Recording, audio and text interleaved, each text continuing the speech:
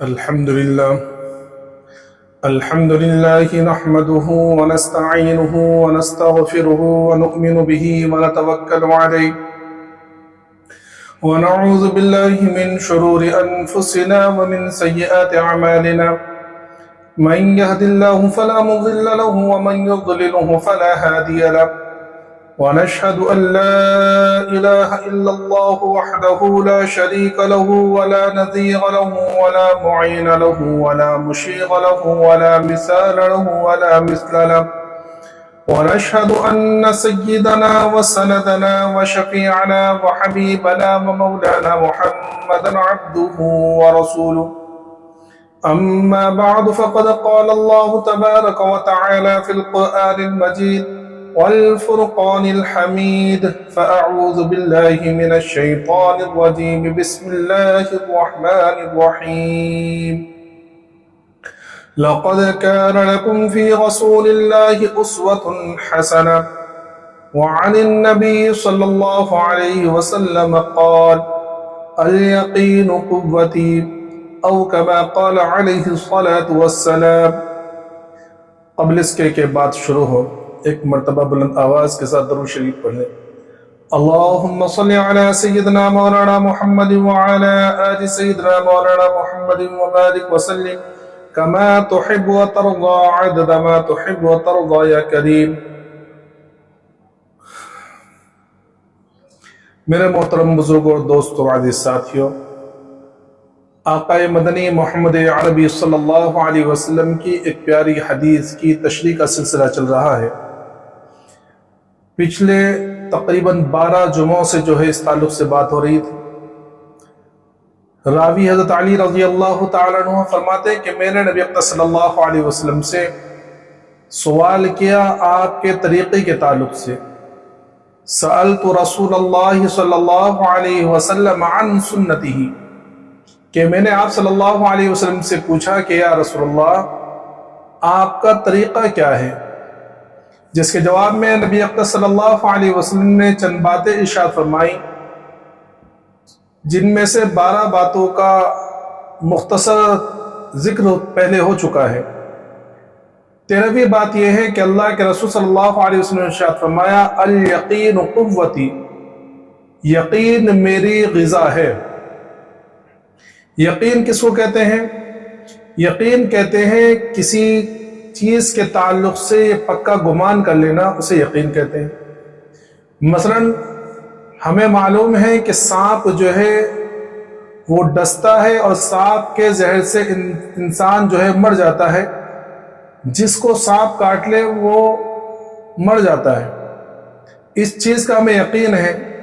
تو ظاہر سی بات ہے کہ کوئی شخص بھی سانپ کو چھونا پسند نہیں کرتا، سانپ کو پکڑنا پسند نہیں کرتا.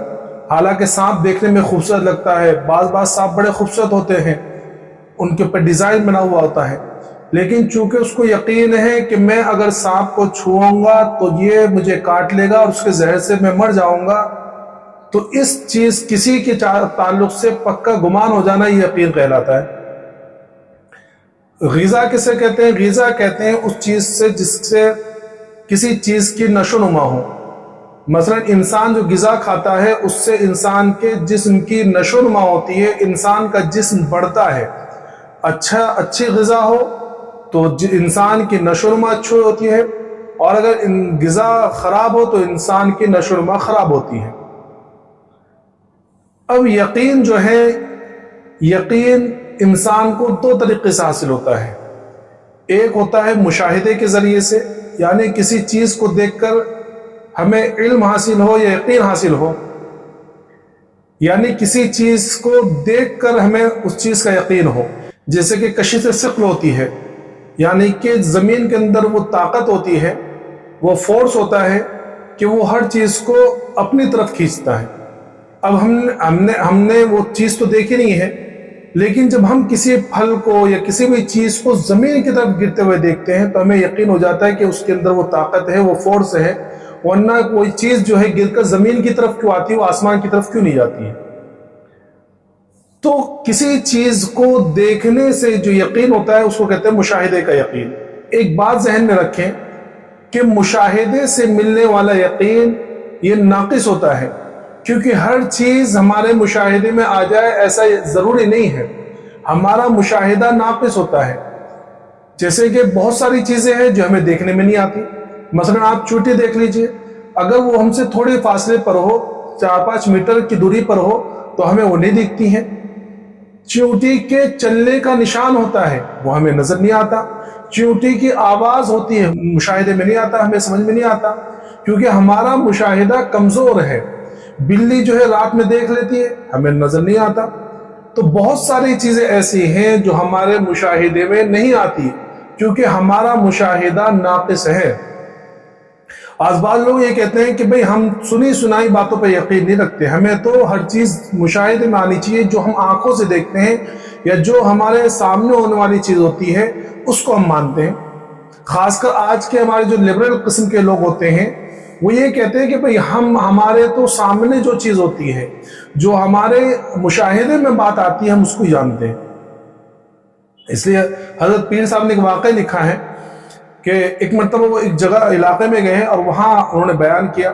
بیان کے بعد جو ہے ایک شخص آیا، وہ بڑا پریشان تھا، وہ کہنے لگا کہ حضرت میں نے اپنے بیٹے کو وکیل بنایا، اور وکیل بنانے کے بعد جو ہے اب اس کی حالت ایسی ہے کہ وہ اللہ کا انکار کرتا ہے۔ تو وہ بعد میں اپنے بیٹے کو لے کر آئے، تو حضرت نے اس کو سمجھایا کہ بھئی کیا بات ہے؟ تو وہ کہنے لگا کہ دیکھو میں نے سائنس پڑھی ہے اور میں پڑھا لکھا شخص ہوں، میں سنی سنائی باتوں پر یقین نہیں رکھتا، میں تو جو چیز میرے مشاہدے میں ہو، جو چیز میں دیکھتا ہوں یا جو چیزوں کا میں تجربہ کرتا ہوں، ان چیزوں ہی کو میں مانتا ہوں۔ تو حضرت فرماتے ہیں کہ میں نے اس کو بڑا سمجھایا، لیکن وہ ماننے کے لیے تیار نہیں ہوا۔ اور حقیقت یہ ہے کہ جو انسان کسی چیز کا انکار کرنے پر آئے تو اس کو سمجھانا بڑا مشکل ہوتا ہے، اگر وہ ضد پر کر دے کسی چیز کے انکار کی۔ تو حضرت فرماتے ہیں کہ پھر میں نے سوچا کہ بھئی اب جو ہے گھی جو ہے سیدھی انگلی سے نہیں نکلے گا، اب جو ہے انگلی ٹیڑھی کرنی پڑے گی۔ تو میں نے بات کرتے کرتے اچانک اس سے پوچھا کہ بھئی آپ کا نام کیا ہے؟ تو اس نے اپنا نام بتایا۔ پھر میں نے اس سے پوچھا کہ اچھا تمہارے ابا کا نام کیا ہے، تمہارے والد کا نام کیا ہے؟ تو اس نے اپنے والد کا نام بتلایا۔ تو میں نے اس سے فوراً یہ کہا کہ تم ایک بات بتلاؤ، تم جو فلاں شخص کو، یہ جو نام تم نے بتلایا ہے، اس کو اپنا ابا مانتے ہو، اپنا والد سمجھتے ہو، تو یہ تم نے مشاہدہ کیا ہے یا سنی سنائی بات ہے؟ کسی سے سن کر تم اس کو اپنا والد مانتے ہو؟ تو فوراً گڑبڑا گیا۔ تو اس نے کہا کہ بھئی سنی ہوئی بات سے کہ مجھے لوگ بتلایا ہے۔ تو حضرت نے کہا کہ بھئی ابھی تو تم انکار کر رہے تھے۔ جب میں نے یہ بات کہی تو اس کے جو والد تھا وہی بھڑک گئے کہ ہاں اب جواب دے اس کا، کہ یا تو تم اپنے باپ کے نہ ہونے کا اعلان کرو کہ تم اپنے باپ کو باپ مانتے نہیں ہو، کیونکہ تمہیں پتہ کیسے چلا؟ تو وہ کہنے لگا کہ میری ماں نے مجھے بتلایا کہ تمہارے ابا ہے۔ تو حضرت نے فوراً کہا کہ بھائی تمہاری ماں نے جو بات بتلائی ہے، ہو سکتا ہے یہ امکان ہے کہ تمہاری ماں جھوٹی ہو سکتی ہے، تمہاری ماں کے جھوٹے ہونے کا امکان ہے، لیکن وہ ذات جو صادق الامین ہے، جس کے دشمن اس کے سچائی کا اعلان کرتے تھے اور اس کا اقرار کرتے تھے کہ محمد صلی اللہ علیہ وسلم کبھی جھوٹ نہیں بول سکتے، تو اس ذات نے جب یہ بات بتلائی کہ اللہ ہے، کوئی پیدا کرنے والا ہے، تو تم اس کا انکار کر دو۔ جب میں نے یہ بات اس کو سمجھایا تو اس کو بات سمجھ میں آ گئی۔ تو ایک یقین جو ہوتا ہے دو طریقے سے، ایک مشاہدے کے ذریعے سے اور ایک خبر کے ذریعے سے۔ خبر کس کو کہتے ہیں؟ کہ کوئی معتبر شخص کی بات پر مان لینا، کہ کوئی معتبر شخص ہمیں کوئی بات بتلائے تو اس کو مان لینا بغیر دیکھ کر، یہ خبر ہوتی ہے۔ تو ایک ہوتا ہے یقین ملنے کا ایک ذریعہ ہوتا ہے خبر۔ مثلا بہت ساری چیزیں ہیں، جیسے کہ کوئی شخص آیا اور وہ یہ کہے کہ بھائی دیکھو سعودی عرب ہے، اب کوئی وہ شخص جو سعودی عرب نہ گیا ہو، اس کو اگر کوئی شخص یہ کہے، معتبر شخص، کہ بھائی سعودی عرب ایک علاقہ ہے اور وہاں جو ہے اللہ کا گھر ہے، وہاں لوگ طواف کے لیے جاتے ہیں، حج کے لیے جاتے ہیں، تو ظاہر سی بات ہے وہ یقین کر لے گا، حالانکہ اس نے سعودی نہیں دیکھا، بلکہ سعودی نزدیک میں ہے۔ بہت سارے لوگ ہمارے وہ ہوتے ہیں جنہوں نے امریکہ کبھی دیکھا ہی نہیں۔ اگر کوئی شخص آ کے یہ کہے کہ بھئی امریکہ ہے، اور وہ امریکہ کی باتیں بتلائے کہ دیکھو امریکہ ایسا ہے، وہاں بہت مالدار لوگ رہتے ہیں، اور وہ ایسا علاقہ ہے، وہاں بہت ساری، وہاں جو ہے اچھا علاقہ ہے، اور وہاں ترقی یافتہ ملک ہے، تو ہم اس کی بات کے اوپر یقین کر لیں گے، حالانکہ ہم نے دیکھے نہیں۔ تو کسی معتبر شخص کی بتلائی ہوئی بات پر یقین کر لینا، یہ اس کو کہتے ہیں خبر کا یقین، کہ خبر کے ذریعے ہمیں کسی چیز سے یقین ہو جانا، کہ ہمیں اس بات کا یقین ہونا چاہیے کہ آقا مدنی محمد عربی صلی اللہ علیہ وسلم نے جو باتیں ہمیں بتلائی ہیں وہ بالکل حق اور سچ ہے، آج سارا معاملہ یقین کی کمزوری کا ہے کہ آج ہمارا یقین کمزور ہو گیا ہے. ورنہ اگر یقین مضبوط ہوتا تو ہم یہ جو ہم گناہ کے اندر لوٹ پوٹ ہو رہے ہیں، گناہوں کے اندر ہم ڈوب رہے ہیں اور جو اللہ کی نافرمانی کر رہے ہیں، تو ظاہر سی بات ہم یہ ساری چیزیں نہ کرتے. مثلا اگر ہمیں رزق ملنے کا یقین ہوتا، سمجھے کہ رزق دینے والی ذات اللہ کی ہے، رزق ملنے کے یقین کا معاملہ بھی اسی طرح ہے کہ اگر بندے کو رزق ملنے کا یقین ہو تو نہ جھوٹ بولے گا، نہ وہ کسی کو دھوکہ دے گا، نہ وہ چوری کرے گا، نہ ہی وہ کسی دوسرے کا مال ہتھیانے کی کوشش کرے گا. اس لیے کہ اللہ تبارک و تعالیٰ نے ساتھ ارشاد فرما دیا ہے وَمَا مِن دَابَّةٍ فِي الْأَرْضِ إِلَّا عَلَى اللَّهِ رِزْقُهَا، اور زمین پر جو جاندار بھی رہتے ہیں، وہ چیونٹی سے لے کر جتنے بھی بڑے بڑے جاندار ہوں، سمندر میں رہنے والی بڑی بڑی مچھلیاں ہوں، شارک ہوں، ویل ہوں، بڑے بڑے جانور ہوں، جتنے بھی ہیں، جو جاندار بھی زمین پر رہتا ہے اس کا رزق اللہ نے اپنے ذمہ لیا ہے. تو اگر ہمیں اس بات کا یقین ہو جائے تو ہم کبھی غلط کام نہیں کریں گے.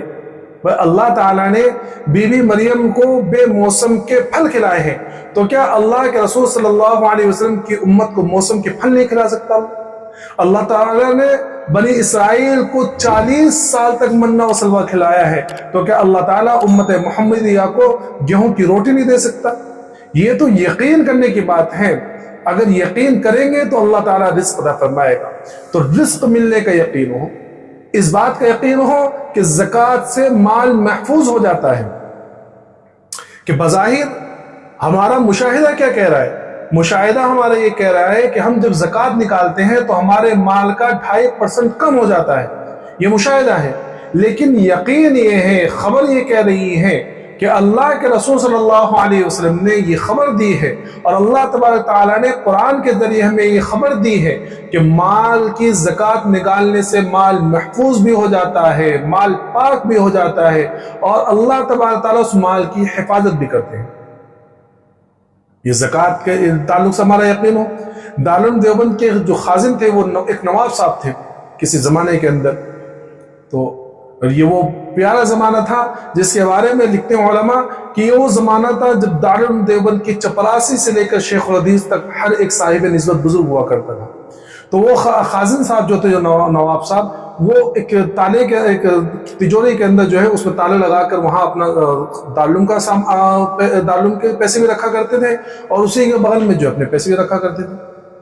تو ایک مرتبہ یہ بڑے تہجد گزار تھے، تو ایک مرتبہ جب تہجد کے ٹائم پر اٹھے تو دیکھا کہ ایک چور جو ہے ان کے اس تجوری کا تالا کھولنے کی کوشش کر رہا ہے. تو انہوں نے اس کو دیکھا اور دیکھ کر انہوں نے کچھ نہیں کیا، بلکہ وضو کرنے چلے گئے، وضو کر کے اپنے نماز پڑھنا شروع کر دیا. یہاں وہ تالا توڑ رہا ہے اور یہاں حضرت نماز پڑھ رہے ہیں. تو جب ان کی نماز پوری ہوئی، فجر کا وقت ہوا، تو یہ چور کے پاس گئے اور کہنے لگے کہ بھئی جب رات بھر میں تم یہ تالا نہیں توڑ پائے تو کہاں سے توڑو گے؟ تو جب چور نے ان کو دیکھا اور یہ بات سنی تو فوراً سمجھ گیا کہ گھر والے جاگ گئے، تو فوراً بھاگ گیا.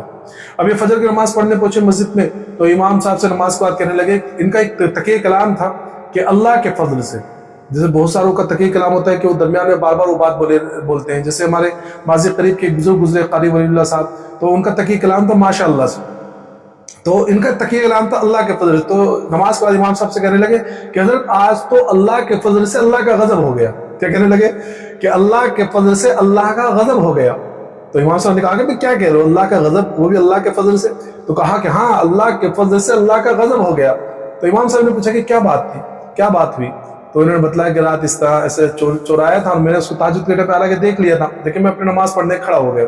تو امام صاحب نے کہا کہ بھائی تم نے اس کو جبھی کیوں نہیں روکا؟ تو یہ غصہ ہو گئے، کہنے لگے کہ بھائی مجھے یقین تھا کہ یہ میرا مال نہیں چرا سکتا، کیونکہ میں اپنے مال کی پوری زکوٰۃ نکالتا ہوں. تو اس بات کا یقین ہونا چاہیے کہ جس مال کی زکوٰۃ نکالی جاتی ہے وہ مال پاک ہو جاتا ہے، اس مال کی اللہ تبارک تعالیٰ حفاظت کرتے ہیں. سمجھے؟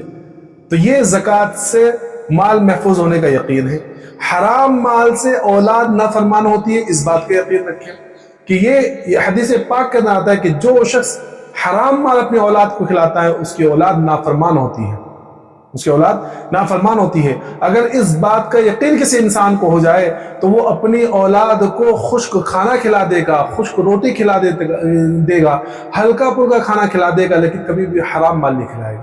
کیونکہ کیا فائدہ ایسے پیسوں سے جن پیسوں کے کھلانے سے جس حرام مال کے کھلانے سے اولاد نافرمان ہو جائے۔ اس لیے آج دیکھ لیجئے کہ عام طور پر آج جو لوگ اپنے اولاد کے تعلق سے پریشان ہیں، اس کی سب سے بڑی وجہ یہ ہے کہ وہ اپنے اولاد کو مال کھلانے کے اندر حرام رزق کھلا رہے ہیں۔ یہ وجہ ہے کہ آج اولاد جو ہے باپ سے ایسے نفرت کرتی ہے جسے لوگ باپ سے نفرت کرتے ہیں۔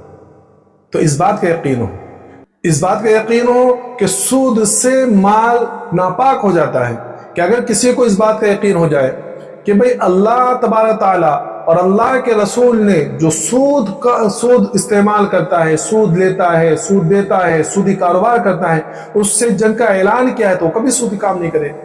کہ اللہ تبارک تعالیٰ نے ارشاد فرمایا فَأَذَنُوا بِحَرْبٍ مِّنَ اللَّهِ وَرَسُولِهِ، کہ جو سود لیتے ہیں، دیتے ہیں، سودی کاروبار کرتے ہیں، سود استعمال کرتے ہیں، تو اللہ اور اس کے رسول کی طرف سے اس کے لیے جنگ کا اعلان ہے۔ بتاؤ اگر کسی کو یہ یقین ہو جائے کہ سود کے استعمال سے اللہ اور اس کے رسول سے میری جنگ ہوگی تو وہ کبھی سود کا استعمال نہیں کرے گا۔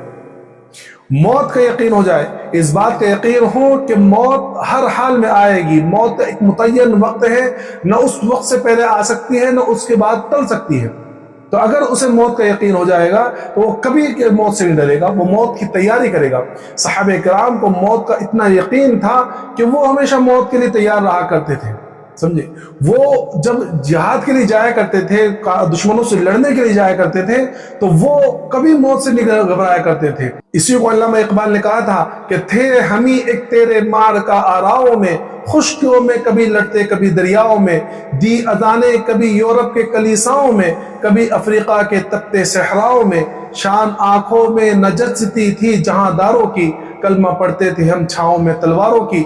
کہ صحابہ کرام تو دشمنوں کے جمگٹے میں گھس جایا کرتے تھے۔ اس لیے حضرت خالد بن ولید رضی اللہ تعالیٰ کے بارے میں آتا ہے کہ جب وہ روم کے علاقے میں گئے تو وہاں رومیوں کو جو خط لکھا اس میں لکھا کہ میں تمہارے مقابلے میں وہ جماعت لے کر آ رہا ہوں جو موت کو اتنا پسند کرتی ہے جتنا کہ تم شراب کو بھی پسند نہیں کرتے ہوں گے، کہ جیسے تم شراب کو پسند کرتے ہو اس سے زیادہ وہ لوگ موت کو پسند کرتے ہیں۔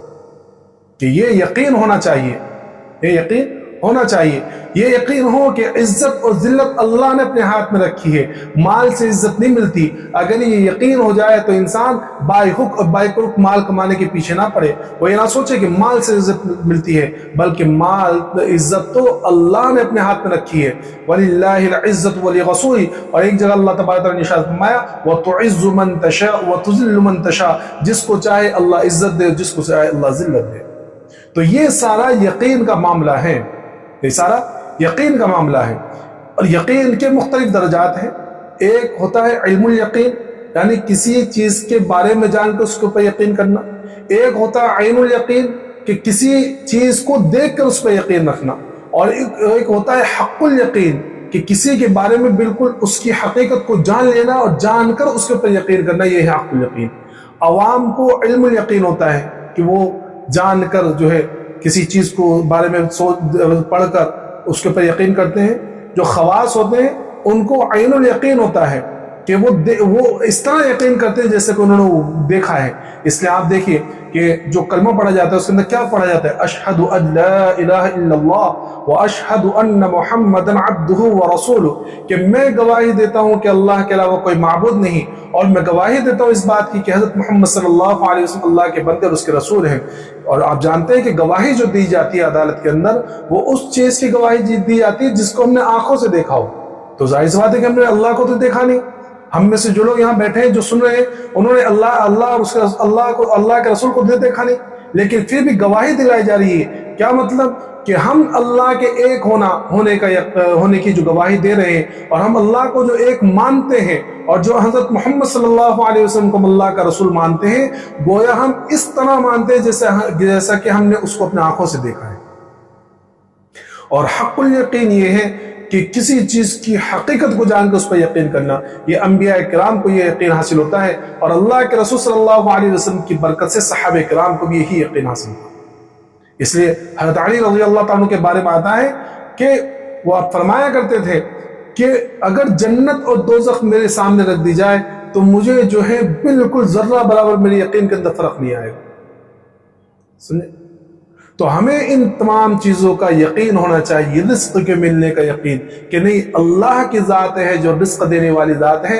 اللہ یبسط الرزق لمن یشاء ویقدر، جس کا رزق چاہے اللہ پھیلا دیتا ہے اور جس کا رزق چاہے اللہ کم کر دیتا ہے۔ رزق کے دینے نہ دینے کا تعلق کسی انسان سے، کوئی کرنے کرانے سے، جادو ٹونے سے نہیں، بلکہ اللہ کی ذات سے، اور یقین ہو کہ اللہ ہمیں اپنا رزق ہر حال میں دے گا۔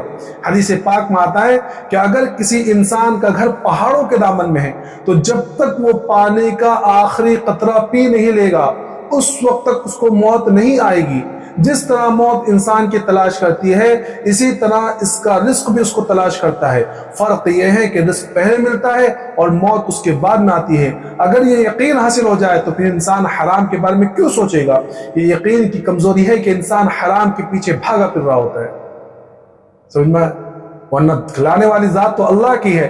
حضرت بایزید بستامی رحمۃ اللہ علیہ فرمایا کرتے تھے کہ اگر ساری مخلوق کو میرا کنبہ بنا دیا جائے، یعنی ساری مخلوق کو جو ہے وہ ان کے گھر والے بنا دی جائے جن کی کفالت ان کے ذمے ہے، تو حضرت بایزید بستامی رحمۃ اللہ علیہ فرمایا کرتے تھے کہ اگر ساری مخلوق کو میرا کنبہ بنا دیا جائے اور ساری زمین کو تانبے کا بنا دیا جائے اور آسمان سے ایک قطرہ بھی پانی کا نہ برسے تو مجھے پھر بھی یقین ہے کہ اللہ تعالیٰ میرے اس کنبے کو رزق عطا فرمائے گا۔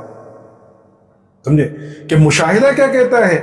کہ مشاہدہ یہ کہتا ہے کہ زمین سے غلہ اگتا ہے، زمین سے اناج اگتا ہے، زمین سے جو ہے فصل ہوتی ہے، اور یہ زمین سے فصل جب ہوتی ہے جب آسمان سے پانی برستا ہے، جب بارش ہوتی ہے، یہ زمین سے پانی نکلتا ہے۔ حضرت فرمانا ہے کہ کوئی چیز نہ ہو مشاہدے کی، نہ زمین سے کوئی غلہ اگے، زمین تانبے کی ہو جائے اور نہ آسمان سے پانی برسے، لیکن پھر بھی فرماتے ہیں کہ مجھے اللہ کی ذات سے یقین ہے کہ اللہ پھر میرے کنبے کو رزق عطا فرمائے گا۔ یہ یقین ہونا چاہیے، یہ یقین کامل ہو۔ حضرت پیر صاحب نے ایک واقعہ لکھا اپنا کہ ایک مرتبہ کہاں لکھا ہے کہ مجھے ایک مرتبہ اپنے علاقے سے کسی دوسرے علاقے میں جانا تھا، تو میں نے اپنے ڈرائیور سے کہا کہ بھئی تم رات میں اپنی نیند پوری کر لو۔ گرمیوں کا زمانہ تھا تو رات ویسے بھی چھوٹی ہوتی ہے، تو میں نے اپنے ڈرائیور سے کہا کہ بھئی رات میں اچھے سے سو لینا تاکہ ہم صبح فجر کے فوراً بعد نکلیں گے۔ تو ہم فجر کی نماز کے بعد جو حضرت نکلے ڈرائیور کے ساتھ میں، اور چونکہ صبح کا ٹائم تھا، رستہ بالکل خالی تھا، تو وہ ڈرائیور بھی خود تیزی سے جو ہے گاڑی چلا رہا تھا۔ اچانک اس نے بریک مارا، تو مجھے جب جھٹکا لگا تو میں نے اس سے پوچھا کہ کیا بات ہوئی؟ تو کہنے لگا کہ حضرت سامنے ایک کتا آ گیا تھا، پتہ نہیں اس کو لگی نہیں لگا، سمجھ میں نہیں آیا، اور تو میں نے اس سے کہا کہ لگتا ہے تمہیں نیند کے جھونکے آ رہے، تمہیں کام ہو کسی جگہ جو ہے تم گاڑی روک لینا۔ تو اس نے کہا کہ حضرت میں نے رات میں نیند پوری کر لی تھی، اور پھر اس کے بعد اس نے دوبارہ گاڑی شروع کی اور بڑی اسپیڈ سے اس نے گاڑی چلائی۔ تو 35 کلومیٹر کے بعد میں ہوٹل ڈھابا سا آیا، تو وہاں میں نے اس سے کہا کہ تم جا کے ذرا چائے پی کر آ جاؤ۔ تو وہ چائے پینے کے لیے گیا، تو میرے دل میں خیال آیا کہ نئی گاڑی ہے، پتہ نہیں کیا ٹکرایا تھا۔ ڈرائیور نے کہا کہ کتا ٹکرایا تو پتہ نہیں کتنا نقصان ہوا، کیا ہوا۔ میں ذرا گاڑی دیکھنے کے لیے باہر نکلا۔ جب میں باہر نکلا تو میں نے دیکھا کہ میری گاڑی کے بمپر پر جو کتا بیٹھا ہوا، اور مجھے دیکھ کے فوراً وہاں سے اترا، اور اتر کے جو ہے وہاں جو ہوٹل والوں نے جو بچی ہوئی ہڈیاں تھیں وہاں پڑی ہوئی تھی وہ وہاں کھانے لگا۔ تو مجھے تو پہلے اچنبھا لگا کہ بھئی یہ کتا کہاں سے ہے، پھر میرے ذہن میں فوراً وہ بات حادثہ آیا کہ وہ جو ٹکرایا تھا کتا، تو اس وقت میرے ذہن میں آیا کہ جب ٹکرایا ہوگا تو گاڑی سے تو ٹکرایا نہیں، جیسے گاڑی اس کے پاس آئی تو فوراً اچھل کے جو بمپر پہ بیٹھ گیا، اور پھر اس بمپر پہ بیٹھ کے 35 کلومیٹر دور آیا۔ تو میرے ذہن میں فوراً یہ بات آئی کہ اللہ نے یہاں اس 35 کلومیٹر کے بعد اس ڈھابے پر، اس ہوٹل پر اس کا رزق لکھا تھا، اور یہ 35 کلومیٹر دور تھا، تو اللہ نے اس کتے کو وہاں سے لفٹ دے کر یہاں پہنچایا تاکہ یہ اپنا رزق کھا لے۔ سمجھ میں آ رہا ہے؟ تو رزق کے بارے میں ہمارا ذہن یہ ہو، یقین ہو ہمارا کہ اللہ کی ذات ہے کھلانے والی۔ اس لیے وہ ایک لطیفہ لکھا ہے نا کہ ایک مرتبہ ایک مولانا صاحب نے جو ہے اسی طرح بیان کیا جمعے کے اندر کہ کھلانے والی ذات اللہ کی ہے، اور اللہ ہر حال میں کھلاتا ہے، کہ بندے کی کھلانے کی ذمہ داری اللہ نے اپنے ذمہ لی ہے۔ تو ایک دیہاتی شخص تھا، اب اس کے ذہن میں آیا کہ نہیں بھائی اللہ ہی کھلاتے ہیں، تو اب جب تک اللہ مجھے نہ کھلا دے میں نہیں کھاؤں گا۔ اب وہ گھر میں پہنچا تو ماں نے کھانا لا کے رکھا کہ بیٹا کھا لے۔ اب یہ بالکل روٹھا پڑا ہے، اس نے کہا کہ نہیں جب تک اللہ نہ کھلائے میں نہیں کھاؤں گا۔ ماں نے کہا کہ بیٹا کھا لے، کہا کہ نہیں اللہ کھلانے والی ذات ہے، اللہ ہی کھلائے گا تو میں کھاؤں گا۔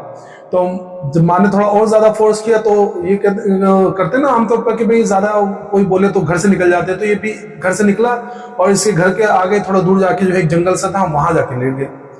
تو ماں بھی بیچاری ماں ہے آخر، تو بیچاری ماں نے کھانا پیک کیا گرم گرم، اور ساتھ میں تھوڑا مکھن بھی لے لیا اور دوسری چیزیں بھی لے لی، اور اس کے پیچھے پیچھے جنگل میں پہنچ گئی، اور وہاں جہاں یہ لیٹا ہوا تھا وہاں کھانا رکھ دے کہ بیٹے کھا دے. بہت اس کو فورس کیا، لیکن وہ کھانے کے لیے تیار، بس اس کے تو ضد تھا کہ بھائی ضد تھی کہ اللہ جب تک نہیں کھلائے گا میں نہیں کھاؤں گا. تو ماں جو ہے کھانا وہاں رکھ کے کہ جب تجھے لگے کہ بھوک لگے گی زیادہ تو کھا لے گا. یہ آ گئی ماں. اب وہ جنگل کے اندر، اسی علاقے کے اندر جو ہے کچھ چور رہا کرتے تھے جو وہاں جنگل میں جو ہے اپنی پلاننگ کیا کرتے تھے. تو وہاں سے ان کا گزر ہوا، تو انہوں نے دیکھا کہ بھئی وہاں تو کھانا رکھا ہوا ہے، تو انہوں نے سوچا کہ بھئی اچھی بات ہے، بھوک بھی لگی ہوئی، چلو کچھ کھا لیتے ہیں. اور جب وہ کھانے کے لیے وہاں بیٹھے تو ان میں سے جو ذرا چالاک سا تھا اس نے کہا کہ بھئی ذرا سوچو کہ اتنا گرم گرم کھانا یہاں رکھا ہوا ہے، کہیں ایسا نہ ہو کہ حکومت کی طرف سے کھانا رکھا ہو اور اس کے اندر کچھ بے ہوش ہونے کی دوا یا کچھ زہر وغیرہ ملا دیا گیا تاکہ ہم لوگ مر جائیں کھا کر اس کو. اور دیکھو یہاں کوئی نہ کوئی پولیس والا ضرور ہوگا، کوئی نہ کوئی سپاہی ضرور ہوگا. اب جب انہوں نے دیکھا تو تھوڑا دور ہٹ کر جو ہے وہ لڑکا دیہاتی شخص بیٹھا ہوا تھا، تو انہوں نے اس کو پکڑ لیا کہ بھئی کھانا تمہارا ہے؟ تو کہنے لگا کہ ہاں. تو ایک ان میں سے ایک نے کہا کہ اس کو کھلا کے دیکھو کہ اس کے اندر زہر وغیرہ تو نہیں ہے. تو اب ان لوگوں نے کہا کہ کھا. تو اب اس کے ذہن میں تو یہ تھا کہ بھئی اللہ مجھے کھلائے گا تو میں کھاؤں گا، تو منع کرا کہ نہیں میں نہیں کھاؤں گا. جب تھوڑا اور فورس کے کھا، اب ان کو اور زیادہ یقین ہو گیا کہ بھئی کھا رہی ہے ضرور اس کے اندر زہر وغیرہ ملا ہوا ہوگا. تو جب زیادہ اس نے منع کیا تو انہوں نے جوتے نکالے، جوتوں سے جو اس کی دھلائی کی ہے اور 4-5 جوتے اس کے سر کے اوپر لگائے ہیں، تو فوراً وہ جو ہے کھانے لگا اور اس نے وہ کھانا کھایا. اب جب کھانا کھا کے بیچارہ بھاگا بھاگا گھر آیا اور اگلے جمعے کا انتظار کرنے لگا. اب جب اگلا جمعہ ہوا پھر مسجد میں پہنچا اور جب بیان سنا، اور بیان پھر مولانا صاحب وہی پچھلے مرتبہ کی جمعے کی باتیں پوری کر رہے تھے کہ بھئی رزق حلال میں ملتا ہے اور اللہ نے اپنے ذمہ لیا ہے اور اللہ ہی رزق پہنچانے والے ہیں. تو نماز کے بعد جو ہے فوراً امام صاحب کے پاس پہنچا اور کہنے لگا کہ حضرت امام صاحب جو ہے آپ جو ہے مسئلہ پورا بیان کیجئے، ادھورا مت بیان کیا کیجئے. تو امام صاحب نے کہا کہ بھئی مسئلہ تو میں نے پورا بیان کیا تھا کہ بھئی اللہ ہی کھلانے والی ذات ہے. کہا کہ آپ نے مسئلہ ادھورا بیان کیا تھا، اصل مسئلہ یہ ہے کہ اللہ ہی کھلاتا ہے، لیکن جو شخص نہیں کھاتا اللہ پھر جوتے مار مار کر اس کو کھلاتا ہے. یہ اصل مسئلہ ہے، سمجھ میں آ رہا ہے؟ تو یہ اصل چیز ہے کہ ہمارے دل کے اندر یقین ہو کہ کھلانے والی ذات اللہ کی ہے. حضرت پیر صاحب نے اپنے ایک دوست کا واقعہ لکھا ہے کہ ایک مرتبہ وہ کسی سمندری علاقے کی طرف جو ہے گھومنے کے لیے گئے، بیچ پہ گھوم رہے تھے تو وہاں ایک بڑا خوبصورت سا پتھر دکھا. تو حضرت کے دوست کی بیوی جو کہنے لگے کہ یہ تو بڑا پیارا پتھر ہے اور اپنے ڈرائنگ روم سے جو ہے اس کا کلر میچ کرتا ہے، میں اس کو شو پیس کے طور پر رکھوں گی. تو وہاں سے اٹھا لیا. تو حضرت کے دوست کہتے ہیں کہ وہ پتھر جو 2 سال تک وہاں رکھا رہا، 2 سال تک وہاں. تو ایک مرتبہ جو ہے ان کے حضرت کے دوست کی جو بیوی ہے وہ اپنے گھر کی صفائی کر رہی تھی، تو اس پتھر کو بھی صاف کرنے کے لیے اس نے جب پتھر اٹھایا تو پتھر جو ہے ان کی دوست کی بیوی کے ہاتھ سے گر کر زمین پر ٹوٹ گیا. اب جب وہ ٹوٹا تو اس پتھر کے اندر سے ایک کیڑا نکلا اور کیڑا نکل کے چلنے لگا. اب آپ سوچئے کہ اس پتھر کے اندر 2 سال تک اس کو کس نے رزق کھلایا؟ ظاہر سی بات ہے کہ اللہ کی ذات ہے وہ رزق کھلانے والی. تو ہمیں اس بات کا یقین ہو. تو یہ سارا معاملہ اصل میں یقین کا ہے کہ ہمارا یقین آج کمزور پڑا ہوا ہے کہ آج ہمیں اگر کسی چیز کا یقین ہو جائے تو ہم اس چیز پر عمل کرتے ہیں. مثلا اگر ڈاکٹر یہ کہہ دیں کہ بھئی ڈائیبٹیز والوں کو کہ بھئی تمہیں ڈائیبٹیز ہو گئی ہے، تمہیں میٹھی چیز سے پرہیز کرنا ہے، تو آج جتنے بھی ڈائیبٹیز والے ہیں انہیں چونکہ ڈاکٹر کی بات پر یقین ہوتا ہے تو وہ میٹھی چیز نہیں کھاتے، وہ چاول نہیں کھاتے. لیکن آج افسوس ہمارے اوپر ہے کہ ہمیں اللہ کی ذات پر یقین نہیں ہے کہ اللہ نے ہمیں یہ کہہ دیا ہے کہ بھئی یہ جو گناہ ہیں ان گناہ کی وجہ سے تمہارا ایمان کمزور ہوتا ہے، تمہیں نقصان پہنچتا ہے. تو ہم گناہ سے پھر بھی نہیں بچ رہے. کیوں؟ کیونکہ ہمارا یقین کمزور ہے، ہمارا یقین کمزور ہے.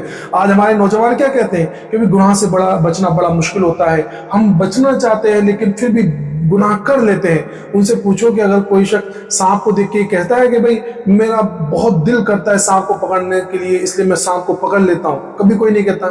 کیوں؟ کیونکہ اس کا یقین ہوتا ہے کہ اگر میں سانپ کو پکڑوں گا تو یہ سانپ مجھے ڈس لے گا اور میں مر جاؤں گا. تو یہ جو یقین کی کمزوری ہے آج ہمارے، کہ جس یقین کی کمزوری کی وجہ سے ہمارا ایمان پر چلنا اور ہمارا اللہ کی فرمانبرداری کرنا مشکل ہو رہا ہے، ہمارا سنتوں پر عمل کرنا مشکل ہو رہا ہے. تو اس یقین کو پورا کریں، مکمل کریں، اس یقین کو بنائیں، اس یقین کو بنائیں. اور یہ ساری چیزیں بنے گی کیسے؟ یہ ساری چیزیں بنے گی اللہ والوں کی صحبت میں بیٹھنے سے. کہ اللہ والوں کی صحبت اختیار کریں، وہاں اللہ والوں کے ساتھ سامنے بیٹھ کر اپنے معاملے کو رکھیں کہ ہمارا یقین کس طرح مضبوط ہو۔ اللہ تبارک تعالیٰ سے دعا کرے کہ اللہ تبارک تعالیٰ ہمیں یقین کامل عطا فرمائے، ہمارے یقین کو مضبوط کرے اور گناہوں سے بچنے کی توفیق عطا فرمائے۔ وآخر دعوانا ان الحمد للہ۔